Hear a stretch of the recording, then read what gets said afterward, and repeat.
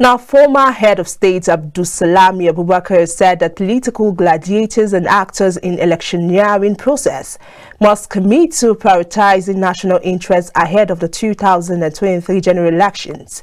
He made this known at the Goodluck Jonathan Foundation Peace Conference yesterday in Abuja. Now, the event also saw the presidential candidate of SDP Prince Adewale Adebayo, PDP Atiku Abubakar, Labour Party Peter Obi, and other candidates pledged to peaceful conduct during election. Benedict Uku has more on the story. Political analysts and security consultants have predicted the integration of Nigeria at each election cycle. The Goodluck Jonathan Foundation Peace Conference has provided a vital opportunity to address electoral violence. At the Peace Conference earlier today in Abuja, the former head of state and member West African Elders Forum, Abdulsalami Abubakar, called the political gladiators to prioritize the interest of the nation rather than their personal interest. 2023 general election is more than an election. It is an opportunity to serve Nigeria, to defend Nigeria, and to uphold our unity and progress.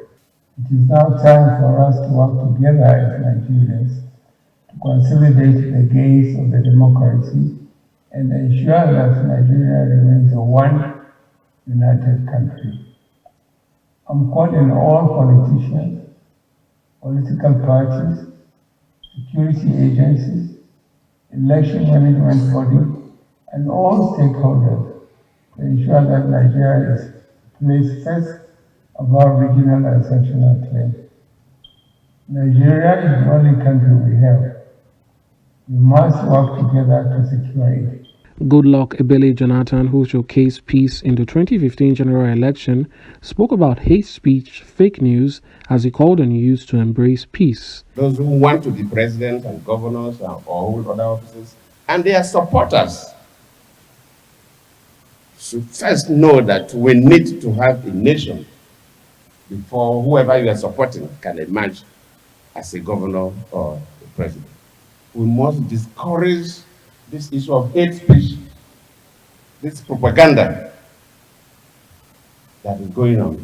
So our young people should know that we must all embrace good conduct that will lead to good elections.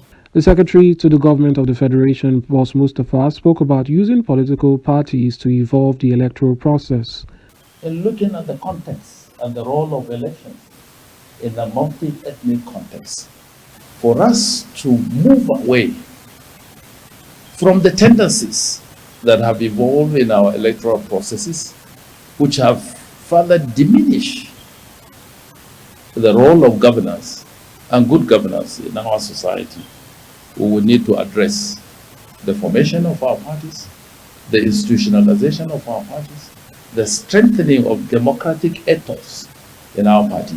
Because these are the platforms that produce the people that will occupy the offices. So if they are faulty in their nature, obviously the conduct of the people that will occupy those offices would equally be faulty.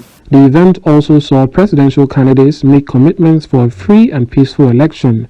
The presidential candidate, Social Democratic Party, Prince Adewale Adebayo, suggested justice as the solution for a lasting peace in the country. The concept of this seminar is to draw a lesson from President Jonathan's sacrifice for Nigeria, for Nigeria's peace. What happened in 2015, he allowed for peaceful transfer of power by making a personal sacrifice. He has the right to challenge the election, he has the right to drag the issue. So he gave his right away and the country has peace. But my contribution is that justice and peace, or peace particularly, should not always rely on the gesture of that one person. Justice to last must be founded on truth and justice if you want peace to last. And that's my contribution, that whether in terms of multi-ethnic relationship, multi-religious relationship, whether in terms of transition in the elections, we must build our institutions and persons and participants to respect the truth and to do justice. Because when you do that, you will not be searching for peace. Peace itself will be looking for you. Bishop Matthew Kuka spoke about the Muslim-Muslim ticket and its implications. He recommended many ways the nation could manage diversity. The lack of discipline by the political actors themselves is what predisposes our elections to violence. Ordinary Nigerians across the board have no problems of religion. It is the manipulation and the systematic manipulation of these identities that is responsible for our violence. The theme for the conference, the role of elections in a multi-ethnic context, has provided a vital opportunity in the advocacy against electoral violence. In another story, a former Speaker of the House